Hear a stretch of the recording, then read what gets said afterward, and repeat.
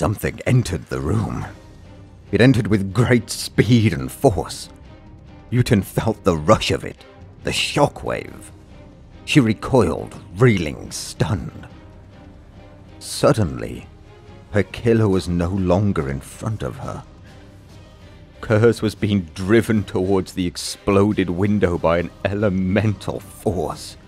It was clad in mismatched armor plate and mail, all purloined from Guilliman's trophy hall. Armor built to fit a Primarch's scale. It wielded a battle mace, a fine piece that 𝗟𝗶𝗶𝗀𝗀 had used early in the Great Crusade. The elemental force raging and screaming. Its skin sheened with blood, smashed Curze backwards and drove the mace into his slender chest. The elemental force had a name, though it did not know or remember it. That name was Vulkan. Locked together, he and Curze tumbled out of the chamber windows and into the precipitous gloom beyond.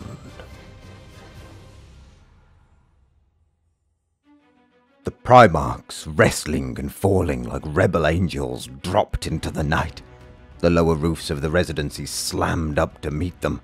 Their mutual impact shattered the tiles and broke finials from the caps of the roofline.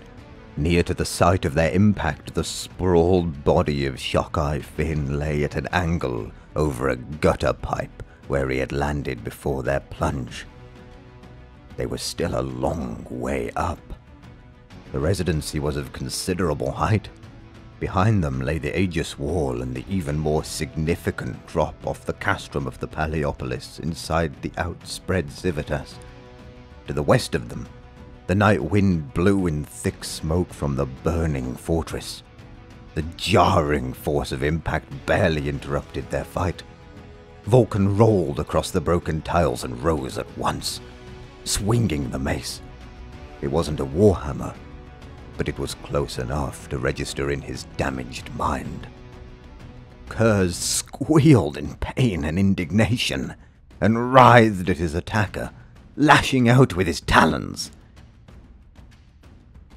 "You live! You live!" shrieked the Night Haunter. "Still your damned life plagues me. Still you won't let me take it. Why do you still deny me? Why won't you let me take it?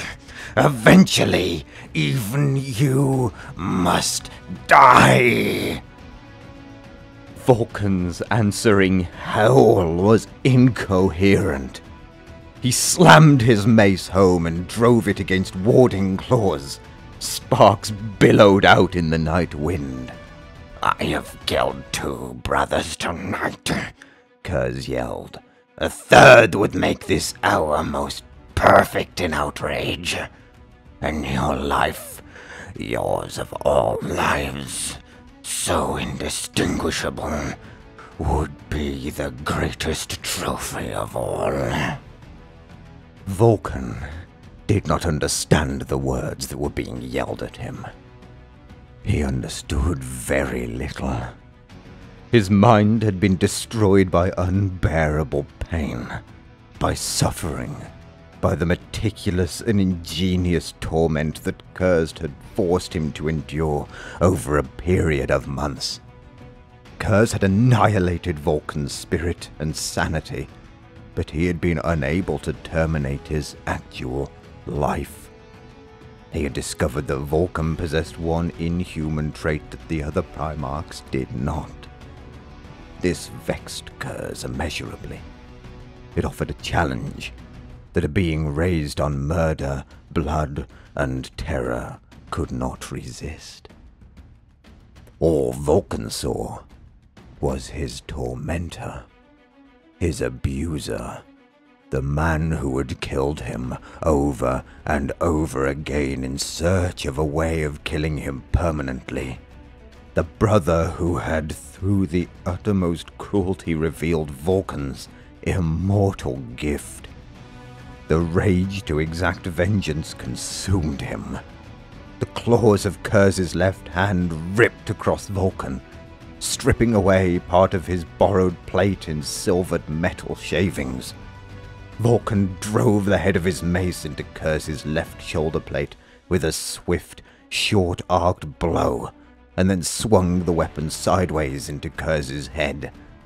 The haft, not the head, caught Curze across the cheek and sent him reeling. He tried to rally and turned to check his opponent, but shattered tiles slithered under his feet. He fought for a second to control his position. Vulkan exploited that second and drove a ferocious two-handed swing into Curze's wavering body. Plasteel cracked. Curze screamed, knocked clean off the slope of the roof. He pitched and fell, dropping 10 meters onto the next shelf of the residency roofscape. Grey slates mined and shaped in the high peaks of Hera's crown burst under him like sheet ice, throwing chips and slivers into the air. Arms wide, Vulkan leapt off the roof and dropped feet first. Curze was not going to escape him. On the slates below, Curze stirred. He looked up, saw Vulkan plunging towards him, and rolled desperately to avoid being crushed beneath his brother's armored bulk. Vulkan's landing shattered more of the slates and sent some large pieces whipping into the wind as shrapnel. Instantly braced, Vulkan swung from the waist and drove his mace head at the sprawled Curze. The Night Haunter half leapt, half folded himself aside. The mace punched a significant hole through the roof, but the head wedged there for a second. Curze retaliated, laughing with insane glee. He embraced Vulkan with his left arm, pulling their faces almost tenderly cheek to cheek. He drove his right arm in, a sharp understroke, palm up. All 4 primary finger points stabbed into Vulkan's side, coring through armor, underplate, flex subsuit, and directly into his torso. Blood gouted. Vulkan's head snapped back and he clenched in pain. His blazing eyes closed. Curze held onto him, pulled the claws out, and repeated the stab. Vulkan wrenched himself away. His side left leg and the tiles beneath him ran with blood. He staggered and then fell onto the roof with a clatter of armor and cracking slates. He twitched violently and fell still. Curze spat out clots of blood and phlegm. The wind whipped at his filthy hair. "See," he demanded. "This is death. Learn to accept it, brother."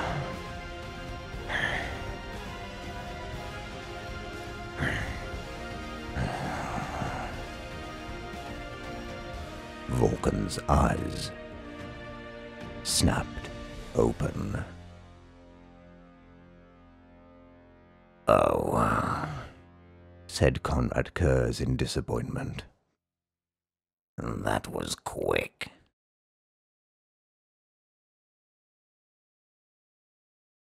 Greetings, one and all. If you enjoyed that, you can support me on Patreon, Redbubble, or with a channel membership. Or simply like, comment, and subscribe to catch any and all future DQVO videos. And as always, my thanks for watching.